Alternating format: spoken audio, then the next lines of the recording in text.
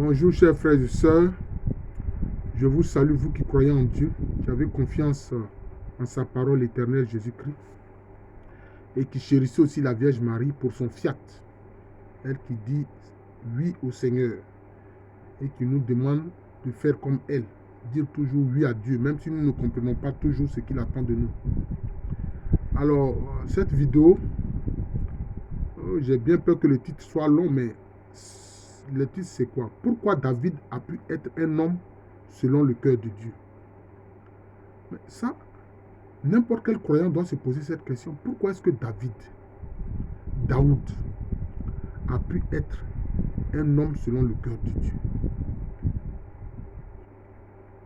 Mais pourtant, on va voir, je ferai une autre vidéo concernant le roi Saül, que Dieu a rejeté. Pourquoi David a été un homme selon le cœur de Dieu? Or, David, c'est un homme qui a passé sa vie à faire la guerre. Et quand on fait la guerre, on fait quoi? On tue des gens. D'ailleurs, c'est la raison pour laquelle Dieu lui a dit, je ne veux pas que ce soit toi qui construises mon temple. Parce que tu es un homme de sang.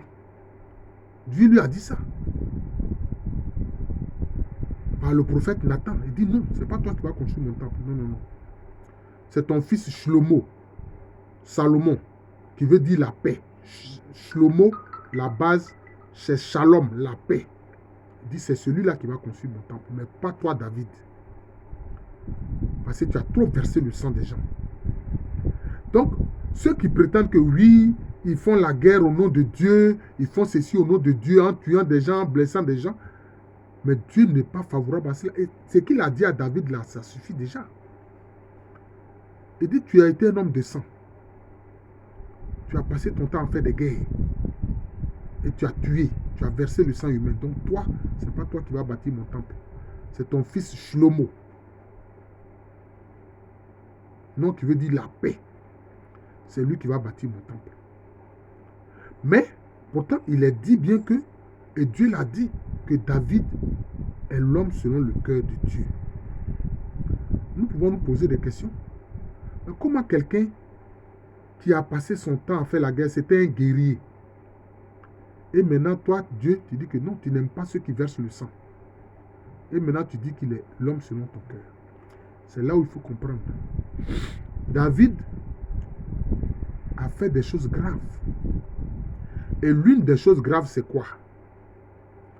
Ce n'est même pas le fait qu'avec certains de ses compagnons de guerre, de ses guerriers, ils sont entrés dans le temple, qu'ils ont pris les pains de proposition que ne doivent manger que les prêtres.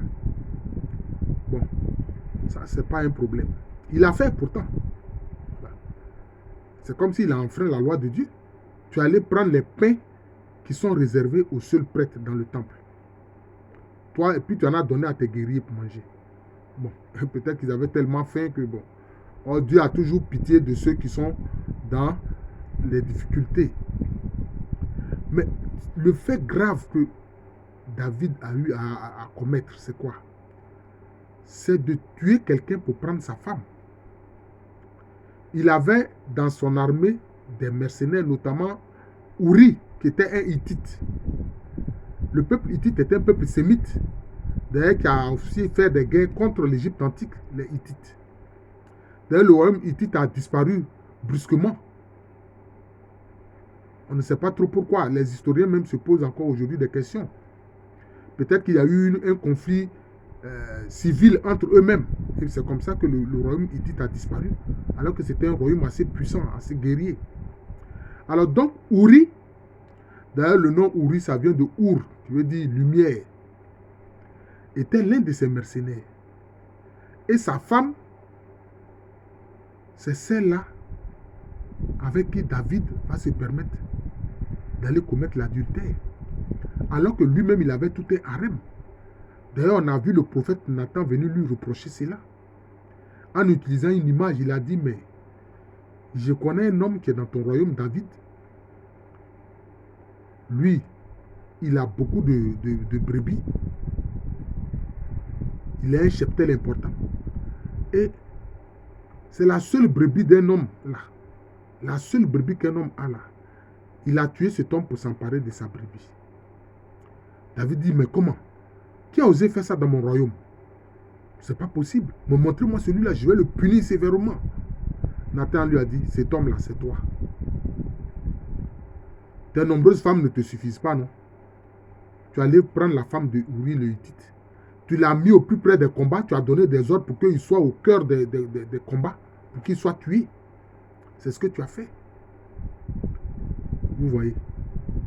C'est pour ça que les hommes qui se veulent hommes de Dieu, je n'aime pas cette expression-là, tout être humain est appelé à être homme de Dieu. Mais ce n'est même pas ça la question. Depuis que le Christ est là, hein, il n'y a que des disciples. Il n'y a pas d'hommes de Dieu. Ce sont des disciples. Tu es disciple du Christ, point barre, c'est tout. Maintenant, tu peux occuper des fonctions, être pasteur, être curé, être prêtre, être évêque, etc. Ça, c'est une autre affaire. Être vicaire, bon, c'est ce que je vais dire. Bon. Ouais, donc, c'est une autre affaire. Mais Nathan lui a dit la vérité. Il dit, cet homme-là, c'est toi. Tu as fait assassiner. Tu as assassiné Uri le Hittite pour prendre sa femme. Mais quelle a été la réaction de David? Et c'est ça qui a fait que Dieu a dit que David est un homme selon son cœur. David est un gros pécheur. Mais dès qu'on lui montre sa faute, il se repent immédiatement. Il se repent immédiatement et il regrette profondément ce qu'il a fait. Quand Dieu vient à lui pour lui mettre le doigt sur la faute qu'il a eu à commettre. C'est pour ça que Dieu a dit que David est l'homme selon son cœur. Sinon, David n'était pas mieux que les autres. Et lui-même, il a versé beaucoup de sang, comme le Seigneur lui a fait remarquer. Mais quand le Seigneur dit, mon serviteur David, voilà la faute que tu as eu à faire, automatiquement, il se répand. Automatiquement, il se répand. Il regrette profondément son acte. L'acte de contrition, de regret. On le voit avec le psaume, je crois que c'est le psaume 50 ou 51, bon, la 50-51, où il demande pardon à Dieu. Il dit, ne me reprends pas ton Esprit Saint. Ne me reprends pas ton Esprit Saint. Efface mes péchés. Je sais que mes fautes sont toujours devant moi. Mais prends pitié de moi. Vous voyez. Donc, c'est ce qui a fait que Dieu a dit, Dieu a dit que David est un homme selon son cœur. Oui. Donc, nous aussi, l'Esprit Saint nous dit, quand nous avons fait de mauvaises choses, l'Esprit Saint nous le fait savoir. C'est pour ça que Paul a dit, n'attristez pas le Saint-Esprit qui est au-dedans de vous. Le Saint-Esprit nous fait savoir cela. Immédiatement, nous devons regretter notre faute et nous repentir et demander pardon. C'est ça qui a fait la force de David et qui a fait qu'il a eu la faveur de Dieu malgré ses nombreux péchés, malgré ses péchés graves, le crime, le sang versé. Vous voyez. Donc, nous devons tirer les leçons de la vie de Daoud. David. Vous voyez, c'est cela. Je vous remercie. Je suis le frère Jean de l'amour de Jésus. C'est mon nom spirituel. Et à l'état civil, je suis le professeur Alou Kwame René. Partagez ces enseignements-là que le Seigneur me permet de donner. Nous avons célébré dernièrement Notre-Dame de la Visitation. Et puis aujourd'hui, on voit, les textes nous parlent du fiat de la Vierge Marie. La Vierge Marie qui dit oui à Dieu. Voilà. Elle est la femme selon le cœur de Dieu. La Vierge Marie est la femme selon le cœur de Dieu. Voilà. C'est moi qui dis ça. C'est pour ça qu'on dit elle est bénie entre toutes les femmes. Sinon, il y a des milliards de femmes. Mais elle est la femme selon le cœur de Dieu. Donc, les femmes doivent imiter la Vierge Marie. Et même nous tous, nous devons imiter la Vierge Marie. Parce que la grande imitation de la Vierge Marie, c'est de faire quoi? C'est de dire toujours oui à Dieu. Toujours oui à Dieu. C'est tout. Donc, comme je l'ai dit, je suis le frère Jean de l'amour de Jésus. Et c'est aussi le nom de cette chaîne YouTube. Jean de l'amour de Jésus. Pardon, c'est Jean de l'amour de Jésus. Je reprends, c'est Jean de l'amour de Jésus. Voilà, c'est ça le nom de cette chaîne-là. Et aussi, c'est sous ce nom-là que je me présente concernant cette chaîne, Jean de l'amour de Jésus. Mais à l'état civil, je suis le professeur Alou Kwame René. Partagez ces vidéos. Faites faites connaître cette chaîne YouTube, Gens de l'amour de Jésus, pour que ensemble nous puissions échanger. Voilà. Vous pouvez faire des commentaires, etc. Nous puissions échanger. Je vous remercie, je vous souhaite une très bonne journée.